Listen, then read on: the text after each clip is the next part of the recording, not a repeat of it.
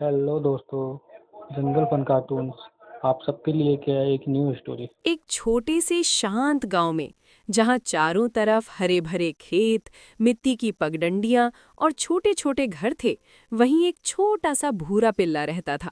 उसका नाम था मोती। मोती का कोई मालिक नहीं था।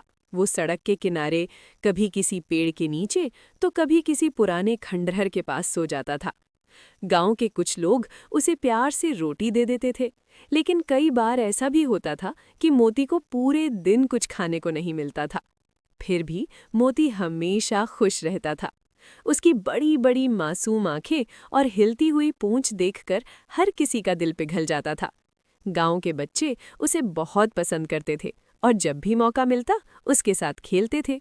लेकिन मोती सिर्फ प्यारा ही नहीं था, वो बहुत दयालु और मददगार भी था।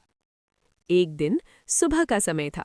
सूरज की हल्की हल्की किरणें खेतों पर पड़ रही थीं और पक्षियों की मीठी आवाज पूरे गांव में गूंज रही थी। मोती खाने की तलाश में गांव की पगडंडी पर घूम रहा था। चलते चलते वो गांव के किनारे पहुंच गया। वहां उसने देखा कि एक छोटी सी बिल्ली झाड़ियों के पास बैठी कांप रही थी।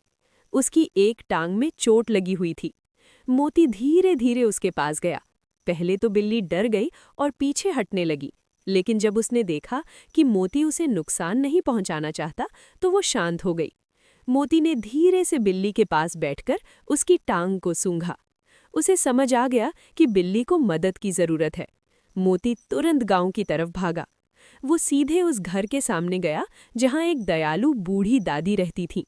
दादी अक्सर जानवरों को खाना खिलाया करती थी। मोती दादी के दरवाजे के सामने जोर जोर से भौंकने लगा। दादी बाहर आई और बोली, अरे मोती, क्या हुआ? क्यों भौंक रहे हो? लेकिन मोती शांत नहीं हुआ।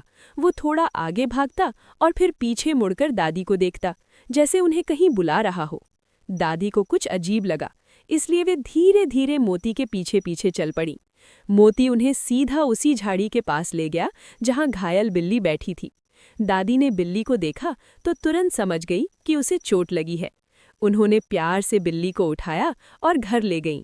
वहां उन्होंने उसकी टांग पर दवा लगाई और उसे दूध पिलाया। दादी मुस्कुराई और बोली, मोती, तुम तो बहुत अच्छे हो।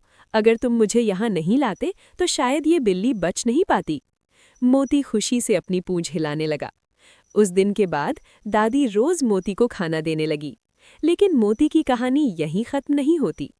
कुछ दिनों बाद गांव में एक और घटना हुई जिसने सबको चौंका दिया। एक रात बहुत तेज आंधी और बारिश हो रही थी। आसमान में बिजली चमक रही थी और चारों तरफ अंधेरा छाया हुआ था। गांव के सभी लोग अपने अपने घरों में सो रहे थे। उसी समय मोती को दूर से किसी बच्चे के रोने की आवाज सुनाई दी। मोती तुरंत उस दिशा में दौड़ा। वो नदी के किनारे पहुंचा। वहां उसने देखा कि गांव का एक छोटा लड़का फिसलकर कीचड़ में गिर गया था और नदी के पास फंस गया था। पानी का बहाव बहुत तेज था और लड़का डर के मारे रो रहा था। मोती जोर जोर से भौंकने लगा, लेकिन बारिश और हवा की आवाज में कोई उसकी आवाज नहीं सुन पा रहा था। तब मोती गांव की तरफ दौड़ा। वो हर घर के दरवाजे के सामने जाकर जोर जोर से भौंकने लगा। एक किसान की नींद खुल गई। उसने दरवाजा खोला तो देखा कि मोती बार बार नदी की तरफ भाग रहा है और फिर वापस आकर भौंक रहा है। किसान समझ गया कि कुछ गड़बड़ है। वो तुरंत मोती के पीछे पीछे दौड़ा। जब किसान नदी के पास पहुंचा तो उसने देखा कि सच में एक बच्चा वहां फंसा हुआ है। किसान ने तुरंत बाकी लोगों को आवाज लगाई। थोड़ी ही देर में कई गांव वाले वहां पहुंच गए। सबने मिलकर उस बच्चे को सुरक्षित बाहर निकाल लिया। बच्चा बच गया। गांव के लोग हैरान थे कि मोती ने कितनी समझदारी और बहादुरी दिखाई।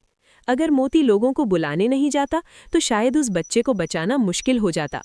अगले दिन पूरे गांव में सिर्फ एक ही चर्चा थी, मोती की बहादुरी।